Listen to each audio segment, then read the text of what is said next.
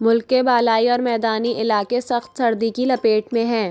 محکمہ موسمیات کے مطابق کوئٹہ سمیت بلوچستان کے شمالی علاقوں میں درجہ حرارت نقطہ انجماد سے گرنے کے بعد تالاب، جوہڑ اور سڑکوں پر پانی بھی جم گیا ہے۔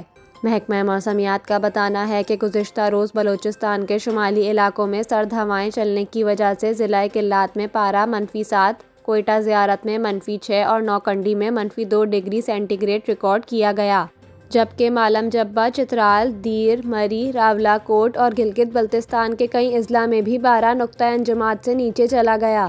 محکمہ موسمیات کے مطابق کوئٹہ، زیارت، کلات اور چاغی میں پارہ کئی روز سے نقطہ انجماد سے نیچے ہے، جبکہ آئندہ ایک ہفتے تک سردی کی لہر برقرار رہنے کا امکان ہے۔ محکمہ موسمیات نے آج صوبے کے بیشتر اضلاع میں موسم شدید سرد اور خشک رہنے کا امکان ظاہر کیا ہے۔ قلعہ عبداللہ، پیشین، کوئٹہ، زیارت، قلعہ سیف اللہ اور صوب میں مطلع جزوی ابر آلود رہنے کا امکان ہے۔